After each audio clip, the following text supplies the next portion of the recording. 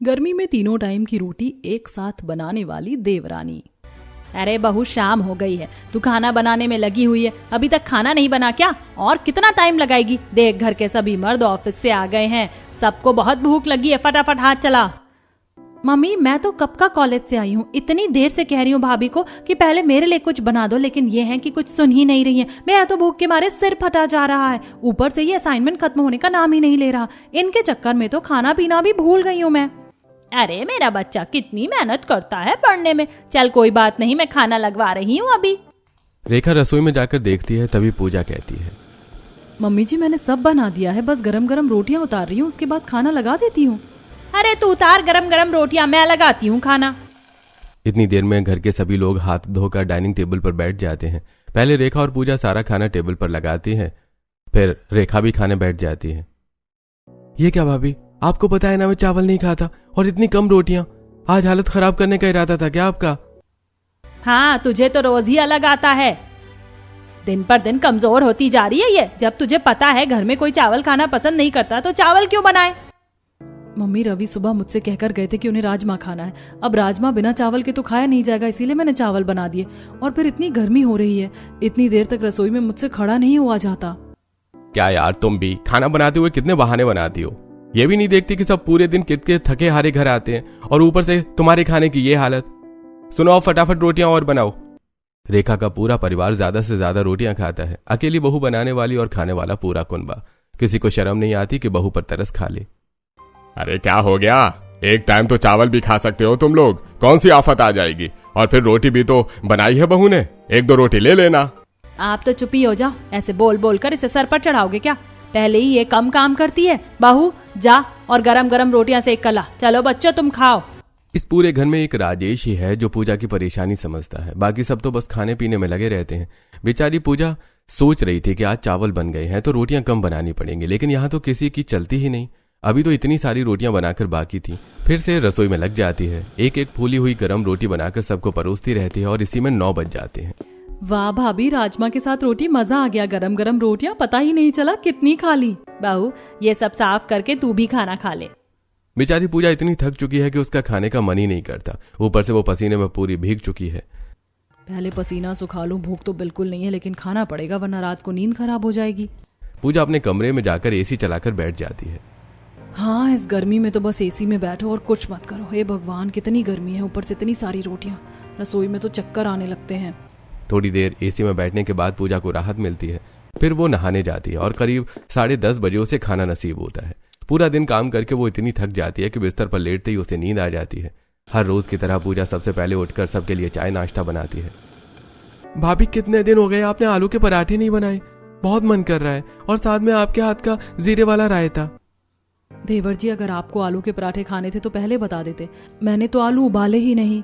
अरे आलू उबलने में क्या 4 साल लगते हैं, कुकर में डाल दे, 2 सीटी में उबल जाएंगे। बेचारी पूजा पहले से कुछ और बनाने की तैयारी कर रही थी, लेकिन घर वालों की फरमाइश पर पूरा मेन्यू बदल जाता है। वो दुखी मन से कुकर में आलू डालती है। भाभी, मेरे लिए तो सैंडविच बनाना। पूजा बिना कुछ कहे पहले आलू के पराठे बनाती है, फिर सैंडविच। सब लोग नाश्ता करते हैं, तब रवि कहता है, पूजा लाओ मेरा टिफिन तो दो, लंच पैक कर दिया होगा ना तुमने? और हाँ, मुझे लंच में पराठे नहीं चाहिए, मेरे लिए 2 रोटियां ही रखना। हाँ भाभी, मुझे भी। अरे तो आपने कहा था कि पराठे खाओगे, तो मैंने पराठे बनाए हैं। क्या यार भाभी, पराठे मैंने नाश्ते के लिए बोला था, आप तो रोटी बनाने से पता नहीं कितना बचती हो। चलो अब 10 मिनट में फटाफट रोटियां उतार दो हम दोनों भाइयों के लिए, अपने लिए बाद में बनाती रहना। यह सुनकर पूजा को बहुत गुस्सा आ जाता है, लेकिन वो कुछ नहीं कहती और गुस्से में रसोई में जाकर आटा गूंथने लगती है। पता नहीं इंसान है या शैतान, कितना खाना खाते हैं लोग। अरे मैं सुबह अगर 2 पराठे खा लूं तो शाम तक खाना ना मांगू, लेकिन इन्हें तो लंच में भी 10-10 रोटियां खानी है।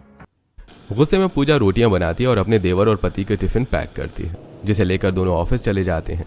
इधर गर्मी के मारे पूजा का बुरा हाल हो रहा है। यार कितनी भूख लग गई है, मैंने तो सुबह से कुछ भी नहीं खाया। ये लोग बिल्कुल भी तरस नहीं करते, खुद तो सब कुछ खाकर बैठ जाते और मुझसे पूरा दिन रोटियां उतरवाते हैं। चलो यार, पहले थोड़ी देर एसी चलाकर बैठ जाती हूँ, उसके बाद नहा कर ही नाश्ता करूंगी। पूजा अपने कमरे में जाकर एसी ऑन करती है। भगवान का लाख लाख शुक्र है कि इस घर में एसी है, वरना मेरी तो मौत ही आ जाती इतनी गर्मी में इतना सारा काम करके। चलो यहाँ तो सुकून। थोड़ी देर एसी में बैठने के बाद पूजा नहा कर आती है। उसके बाद ब्रेकफास्ट लेकर अपने कमरे में सीरियल देखते हुए खाती है। हे भगवान, ये सीरियल खत्म भी हो गया और मैंने बस 2 एपिसोड देखे। इस घर में खाना बनाने के अलावा मेरा तो किसी भी काम के लिए टाइम ही नहीं बचता। पूजा खाना खाते हुए सीरियल देख ही रही होती है कि तभी उसकी माँ का फोन आता है। नमस्ते मम्मी, कैसे हो आप लोग? पापा कैसे हैं? हाँ, सब ठीक है। तुझे तो हमारी याद आती ही नहीं, तो हमें भूल गई है। बस रहने दो आप लोग, मेरा मुंह मत खुलवाओ। ऐसे घर में शादी की है आपने मेरी, यहाँ पर लोग नहीं राक्षस रहते। अरे तंग आ गई हूँ मैं इन लोगों से। क्या हुआ बेटा, तू इतना गुस्सा क्यों है? तेरी सास ने कुछ कहा तुझसे?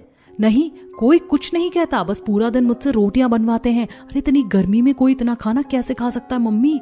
मेरे बस की बात नहीं है इतना काम करना। कोई बात नहीं बेटा, करना पड़ता है, एडजस्ट ससुराल में। अच्छा चल, मैं रखती हूँ फोन, तेरे पापा आवाज लगा रहे हैं बाहर। इस तरह सविता फोन रख देती है और पूजा नाश्ता करने के बाद घर का बाकी काम करती है और करीब 12:30 बजे के आसपास कमरे में आकर लेट जाती है। एक तरफ पूजा है जो खाना बनाने से बहुत ज्यादा परेशान है, वहीं दूसरी तरफ काजल है जिसे खाना बनाना बहुत पसंद है। आज काजल ने बंद गोभी से मंचूरियन डिश ट्राई की है, जिसकी खुशबू लेते हुए उसके पिता आते हैं। अरे भाई, कितनी अच्छी खुशबू आ रही है। पूनम, क्या बना लिया आज? इस खुशबू ने तो मेरे पेट में खाने की इच्छा जगा दी है। तभी हाथ में कड़छी लिए सिर पर मास्टर शेफ की टोपी पहने हुए काजल रसोई से बाहर निकलती है। पापा, आज मैंने एक नई डिश ट्राई की है, वो मैं आपको अभी सर्व करती हूँ। काजल रसोई में जाकर अपने पापा के लिए मंचूरियन और उसके साथ गरम गरम फुलके लेकर आती है। साथ में रायता और सलाद भी होता है। इधर पूनम भी हाथ धोकर खाने के लिए बैठ जाती है। काजल के मम्मी पापा खाना शुरू करते हैं। काजल, खाने की खुशबू इतनी अच्छी आ रही है कि मन कर रहा है बस खुशबू ही लेती रहूं। अरे मम्मी, टेस्ट करके तो बताओ कैसी बनी है। आप लोग तो मुझे डरा रहे हो। हाँ, आप झूठ तो नहीं बोल रहे ना? इतनी देर में रोहताश एक निवाला खाते हैं। सच में भाई पूनम, मानना पड़ेगा, हमारी बेटी के हाथों में तो जादू है, जादू। अरे कितना अच्छा खाना बनाती है ये, कुछ भी ट्राई कर लो वही टेस्टी लगता है। हाँ, सही कह रहे हो। अरे बेटा, जिस घर में तेरी शादी होगी ना, तेरे ससुराल वालों के तो मजे आ जाएंगे। सच में बड़ी भाग्य वाली होगी तेरी सास, जो तेरे हाथ के रोज अच्छे अच्छे पकवान खाने को मिलेंगे। काजल के खाने की हर बार की तरह उसके मम्मी पापा बहुत तारीफ करते हैं और ऐसे ही कुछ दिन बीत जाते हैं। इधर पूजा घर वालों के लिए खाना बनाकर परेशान हो जाती है। दोपहर का खाना बनाकर थोड़ी देर आराम करने अपने कमरे में जाती है। बहू उठ जा। अरे दिन में कौन सोता है, चल खाना बना दे, वरना फिर तो ठुमक ठुमक कर लगी रहेगी रसोई में। 4 घंटे में खाना बनाएगी और खाने पीने में ही 11 बजा देती है। रेखा की आवाज पूजा के कमरे में जाती है, जिससे उसकी नींद टूट जाती है। हे भगवान, कौन से बुरे कर्म किए थे मैंने जो इतना बुरा ससुराल मिला है। सच में मैं तो सब कुछ भूल गई हूँ। बहुत बड़ी गलती हो गई इस रवि से शादी करके। पता नहीं कब मेरा पीछा छूटेगा इन सब से। पूजा झुंझलाकर उठती है और रसोई में जाकर खाना बनाने लगती है। तेरे ससुर जी आज पकौड़े वाली कढ़ी कह रहे थे, पर भाई तुझे पता है ना, मुझे तो पकौड़े वाली कढ़ी पसंद नहीं है और ना ही रवि को, तो हमारे लिए तो मिक्स वेज बना देना। पूजा बेचारी चुपचाप इनकी फरमाइशें सुनकर पूरा करने लग जाती है। वो पहले दही को फेंट कर उसमें बेसन मिलाती है और कढ़ी का घोल तैयार करती है। इधर कढ़ाई में तेल चढ़ाकर पकौड़े तलने लगती है। गर्मी में कढ़ाई के सामने खड़े होकर पकौड़े तलते तलते वो पूरी पसीने से भीग जाती है और रोटी बनाने की हिम्मत ही नहीं रहती। बताओ कितने बेकार लोग हैं। कढ़ी के साथ पूरी दुनिया चावल खाती है, लेकिन यह है कि रोटी ही खाएंगे। पता नहीं कितनी रोटियां खाते हैं। पहले पसीने सुखाने पड़ेंगे, उसके बाद ही रोटी बनेगी। पूजा पहले कूलर के सामने जाकर पसीना सुखाती है और उसके बाद खाना बनाती है। सब लोग खाना खाने बैठ जाते हैं। अरे कढ़ी तो बहुत टेस्टी हो रही है भाभी, 2 रोटी और देना। जैसे पूजा रोटी वाला पॉट देखती है तो वो खाली होता है। हे भगवान, इतनी सारी रोटियां बनाई थी मैंने, आप लोगों ने सारी खत्म कर दी, जबकि मैंने तो रोटी खाई भी नहीं है। पूजा, मैंने तुझे 1000 बार कहा है, खाते हुए टोका नहीं करते। अरे खत्म हो गई रोटी तो क्या हो गया, बना लेना, पूरी रात पड़ी है, बनाकर खा लेना। और अभी तो इसका भी पेट पूरा नहीं भरा है। नहीं भाई, हमारा तो हो गया। मेरा भी। सभी घर वालों का पेट तो भर जाता है, लेकिन पूजा के लिए एक भी रोटी नहीं बचती। बाद में वो इतनी थक जाती है कि अपने लिए रोटी बनाने का उसका मन ही नहीं करता। वो बस 2 रोटी जो दोपहर की रखी हुई होती हैं वही खाकर सो जाती है। पूजा अपने नॉर्मल रूटीन में सबके लिए नाश्ता बनाती है और फिर लंच बनाकर सबको खिला देती है। लंच करने के बाद राजेश और रेखा आपस में बात करते हैं। देखा नहीं कल आपने कैसे मेरे बच्चों को खाते हुए टोक दिया था इस पूजा ने। बस बहुत हो गया, मैं तो जा रही हूँ पिंकी की बहन के पास राहुल के रिश्ते की बात करने के लिए। अरे घर में छोटी बहू आ जाएगी तो हमें इस पूजा की चिक चिक नहीं सुननी पड़ेगी। रेखा अपनी पड़ोसन पिंकी के घर जाती है। और ये रेखा बहन, आज कैसे मुहूर्त मिल गया? लगता है तू हमारे घर का रास्ता भूल गई। नहीं बहन, ऐसा कुछ नहीं, कई दिनों से सोच रही थी बात करने की, आज समय मिला है। अच्छा तो ये बता, जो लड़की के बारे में बता रही थी, मैंने बात की थी राहुल के पापा से और सबको फोटो भी दिखाया था। हमें तो लड़की पसंद है, तू बात आगे बढ़ा। ये कहकर रेखा अपने घर आ जाती है। इधर पिंकी काजल की माँ से रिश्ते की बात करती है और वो लोग मान जाते हैं। पिंकी रेखा के घर जाती है। बस तुम्हारी ही हाँ का इंतजार था, लड़की वालों का तो कल भी फोन आया था। चलो अब तुमने हाँ कर दी है तो मैं कल ही काजल की माँ से बात करके तुम्हें बता दूंगी। मुबारक हो रेखा बहन, लड़की वाले तो राजी हैं और अगले संडे आपको बुला भी रहे हैं। चलो बहन, तुमने सही किया, संडे के दिन सब फ्री रहते हैं, हम चले जाएंगे। ऐसे ही 1-2 दिन बीत जाते हैं और आज संडे का दिन आता है। सभी घर वाले काजल को देखने के लिए तैयार होकर आते हैं। काजल को देखकर राहुल शर्मा कर नजर नीचे कर लेता है। बेटा शादी तुझे ही करनी है, देख ले ये है लड़की और ये सारा खाना इसी ने बनाया जिसकी खुशबू तुझे घर में कदम रखते ही आ गई थी। रेखा की बात सुनकर सब लोग हंसने लगते हैं। सभी घर वालों को काजल बहुत पसंद आती है। काजल ने बहुत सारा खाना बनाया होता है, सब लोग खाना खाते हैं। ये सारा खाना आपने ही बनाया है? हाँ जी, मैंने ही बनाया है। तभी पूनम बोलती है, बेटा मेरी बेटी को खाना बनाने का बहुत शौक है। ये सुनकर राहुल मुस्कुराने लगता है। अच्छा तो हमें इतना टेस्टी खाना रोज खाने को मिलेगा, वाह मजे आ गए। इस तरह सब लोग थोड़ी देर बात करते हैं और अगले हफ्ते ही शादी की डेट फिक्स करके वापस आ जाते हैं। शादी की तैयारियों में कब एक हफ्ता बीत जाता है पता ही नहीं चलता और आज राहुल और काजल की शादी हो जाती है। आज काजल का गृह प्रवेश है। पूजा, मैंने तुझे कितनी देर से कहा था कि आरती की थाली तैयार कर ले। अरे ये तो मेरी एक भी बात नहीं सुनती, पता नहीं कितनी कामचोर बहू है। मम्मी जी कर तो दी, ये रही आरती की थाली, उतार लो आरती, और ये रहे चावल। सारा काम मैंने किया है, फिर भी मुझे कामचोर बता रही हो। कोई बात नहीं, आ गई ना आपकी छोटी बहू, अब करा लेना उससे जितना मर्जी काम कराना है। काजल गृह प्रवेश के लिए दरवाजे के बाहर खड़ी होती है, लेकिन ये दोनों सास बहू आपस में लड़ने लगती हैं। अरे बहू को घर में अंदर तो आने दो। क्या रेखा, तुम भी छोटी छोटी बातों को लेकर बैठ जाती हो। इस तरह रेखा काजल का गृह प्रवेश कराती है। शिवानी काजल को उसके कमरे तक छोड़कर आती है। शादी की थकान सबको होती है, इसलिए सब अपने अपने कमरे में जाकर सो जाते हैं। काजल सुबह जल्दी उठकर पहले नहा लेती है और फिर अपने कमरे से निकलकर हॉल में आती है, जहां उसके सास ससुर बैठे होते हैं। नमस्ते मम्मी जी। नमस्ते पापा जी। काजल उनके पैर छूती है। मम्मी जी आज तो मेरी पहली रसोई है ना, तो मैं क्या बनाऊं? काजल की बात सुनकर साइड में खड़ी पूजा धीमी सी आवाज में कहती है, कुछ भी बना ले, ये राक्षस सब खा जाएंगे, इस घर में कैसा भी खाना नहीं बचता। दीदी आपने कुछ कहा? नहीं कुछ नहीं, मम्मी बता देंगी कि क्या बनाना है। तभी रेखा कहती है, बेटा तुझे तो वैसे भी सब बनाना आता है, वो भी इतना अच्छा, तेरा जो मन है वो बना लेना, बस मीठे में कुछ बना लेना।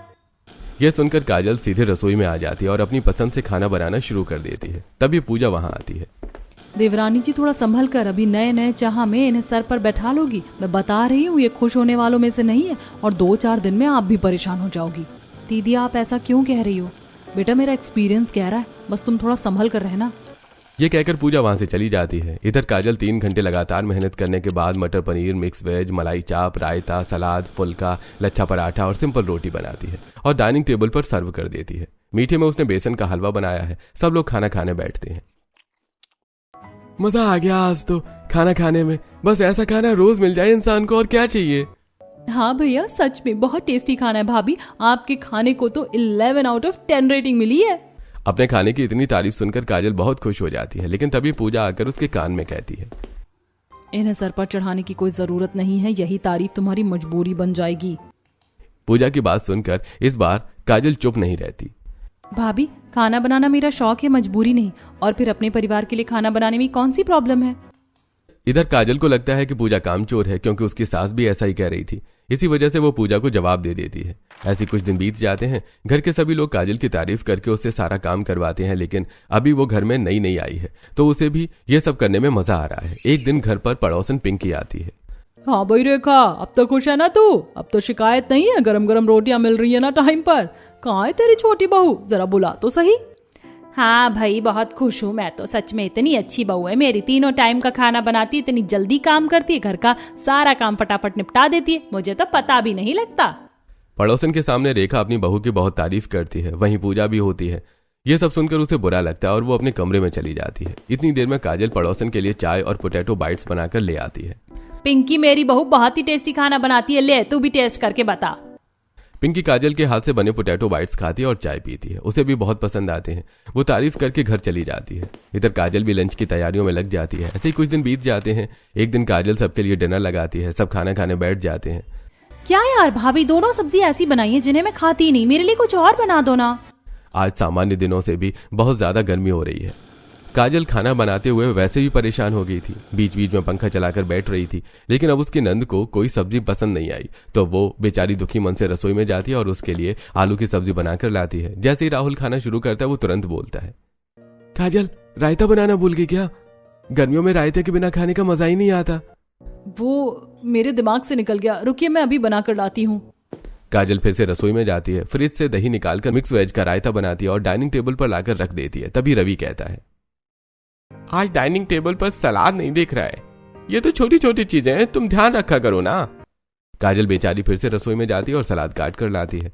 आज वो सच में बहुत ज्यादा थक गई थी। अब उसे समझ आ रहा है कि आखिर उसकी जेठानी क्यों घर वालों से खफा रहती थी और क्यों उसे कम काम करने के लिए कहती थी। लेकिन अब वो कर भी क्या सकती है। काजल इतनी ज्यादा थक गई थी कि वो पसीने में पूरी भीगी हुई थी। पहले थोड़ी देर एसी में बैठती है, फिर नहा कर आती है और उसके बाद खाना खाती है, जिसमें उसकी सारी भूख भी खत्म हो जाती है। वो इतनी ज्यादा थक चुकी होती है कि बिस्तर पर लेटते ही उसे नींद आ जाती है। अगली सुबह होती है, फिर वही काम। वो जल्दी जल्दी सबके लिए खाना बनाती है, लेकिन आज पूजा की तबीयत थोड़ी खराब है। डॉक्टर साहब, क्या हुआ है पूजा को? 2-4 दिन से इसे काफी वीकनेस फील हो रही है और उल्टी भी आ रही है। सब कुछ ठीक तो है ना? अक्सर प्रेगनेंसी की हालत में ऐसा होता है। अगर वाइफ थोड़ी कमजोर है, आपको ज्यादा ध्यान रखना होगा और इनका बेड रेस्ट कराना होगा। डॉक्टर से प्रेगनेंसी की बात सुनकर सभी घर वालों के बीच खुशियों की लहर दौड़ जाती है। रवि डॉक्टर को बाहर छोड़कर आता है और वापस आकर कहता है, अरे पूजा, आज से तुम ज्यादा काम नहीं करोगी और गर्मी में रसोई में तो बिल्कुल नहीं जाओगी। पता लगा तुम चक्कर खाकर वहीं गिर गई तो? हाँ बिल्कुल, रहने देना। वैसे भी अब तो हमारे काम करने वाली आ गई है, कोई जरूरत नहीं है तुम्हारी रसोई में जाने की। तुम बस अपना ध्यान रखो। पूजा की प्रेगनेंसी की खुशी काजल को भी होती है, लेकिन उसे बेड रेस्ट बता दिया गया है, तो वो मन में सोचती है, अब तो सारा काम मुझे अकेले ही करना पड़ेगा। पहले तो दीदी भी काम कर देती थी। किसी तरह घर का सारा काम निपटाने के बाद काजल अपने कमरे में जाती है। तभी उसकी दोस्त का फोन आता है। काजल यार, तुम्हारी शादी ही तो हुई है ना, तुम कोई दूसरे ग्रह पर जाकर रहने लगी हो क्या? ना कॉल करती हो, ना मैसेज। और कहाँ गायब हो मैडम? इंस्टाग्राम पर ना कोई पोस्ट, ना रिप्लाई। तुम्हारे ससुराल में नेटवर्क नहीं आता है क्या?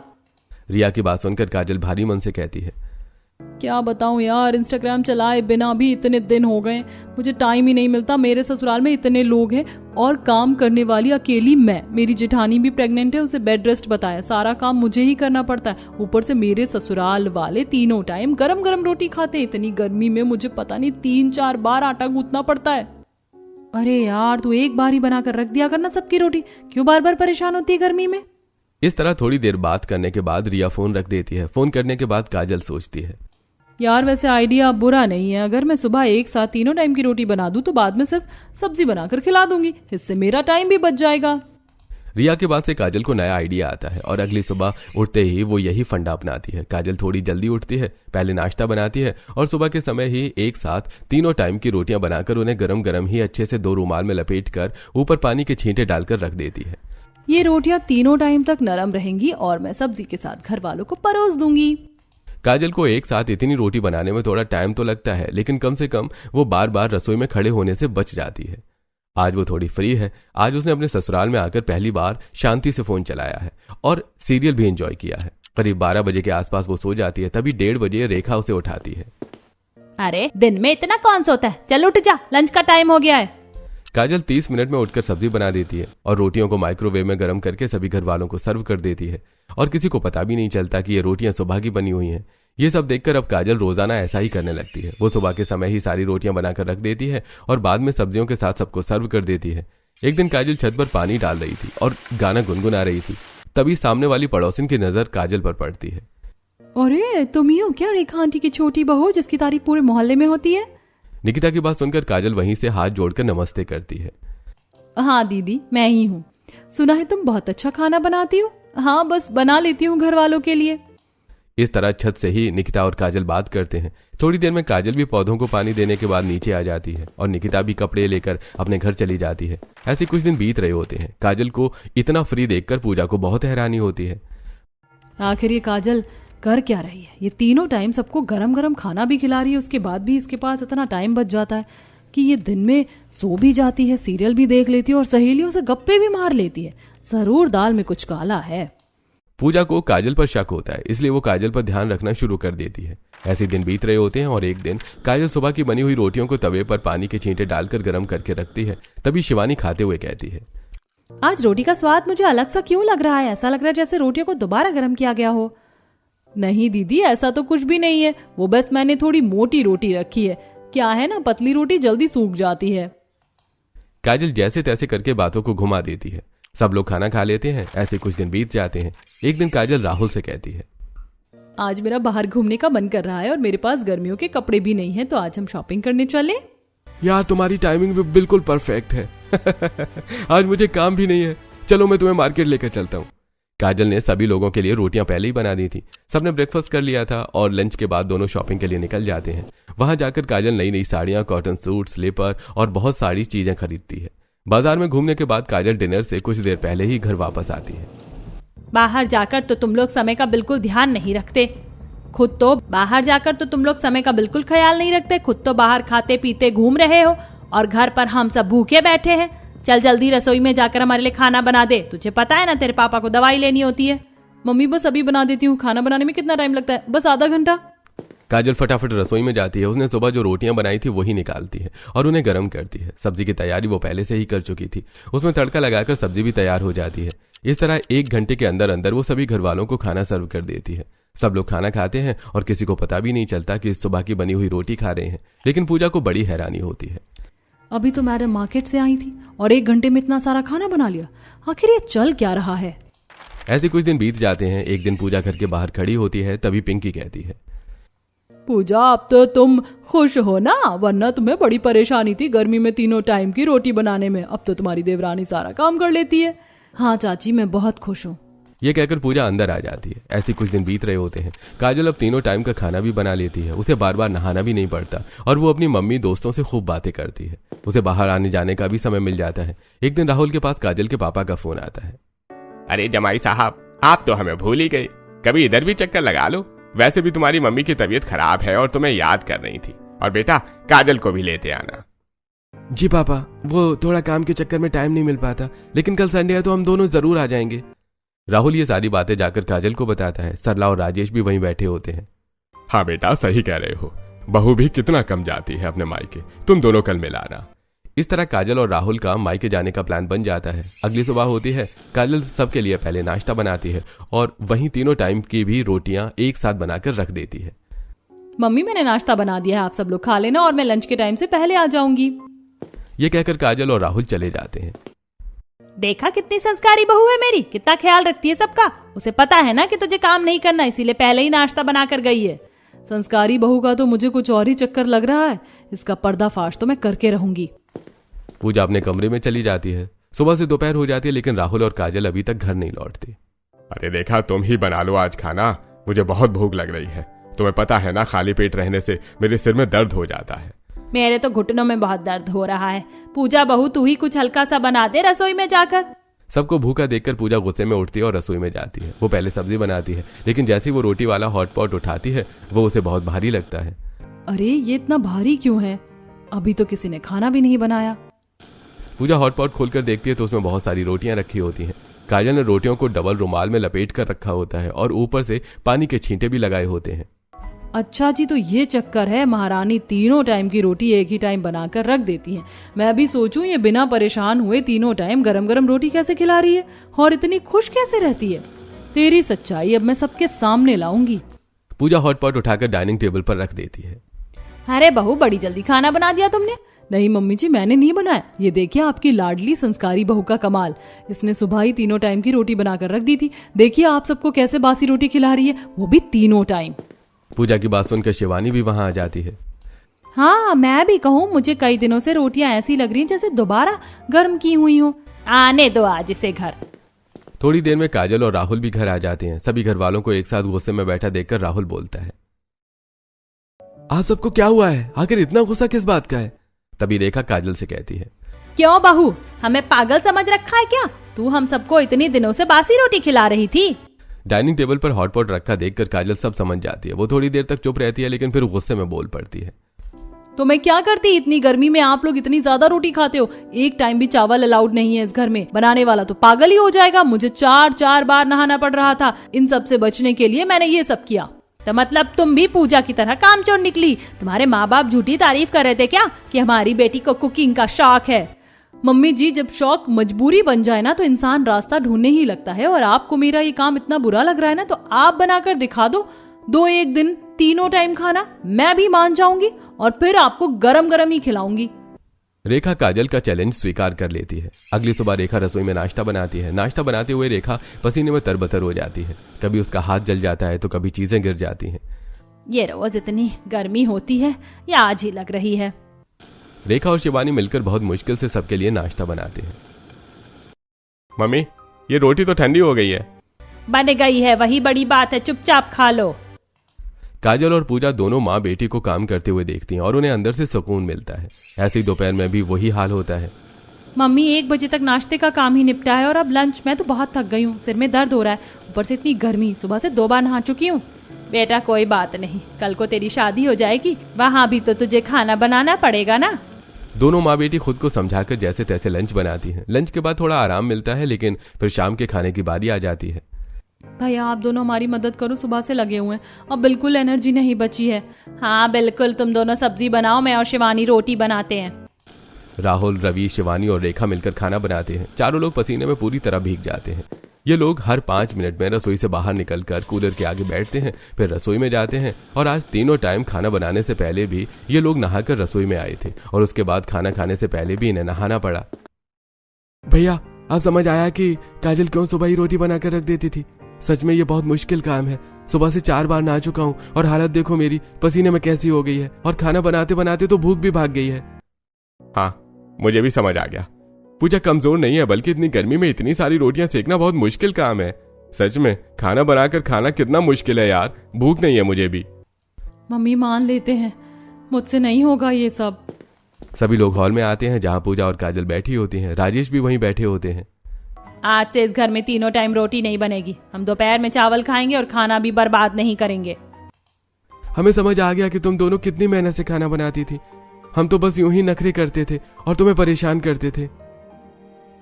सच में इतनी गर्मी में रोटियां बनाना बहुत मुश्किल काम है। हमें माफ कर दो। आगे से जैसा तुम्हारा मन करेगा वैसा ही खाना बनेगा। भाभी, मैं भी अब आपके काम में मदद करूंगी। हम तीनों मिलकर खाना बना लेंगे। इस तरह सभी घर वालों को एहसास हो जाता है कि पूजा का गुस्सा और काजल का 3 टाइम की रोटी एक साथ बनाना दोनों ही सही थे, क्योंकि घर वाले बहुत ज्यादा रोटियां खाते थे और इतनी गर्मी में 3 टाइम इतनी रोटियां बनाना किसी एक इंसान के लिए आसान नहीं था। इंसान का पूरा दिन सिर्फ खाना बनाने में ही निकल जाता है।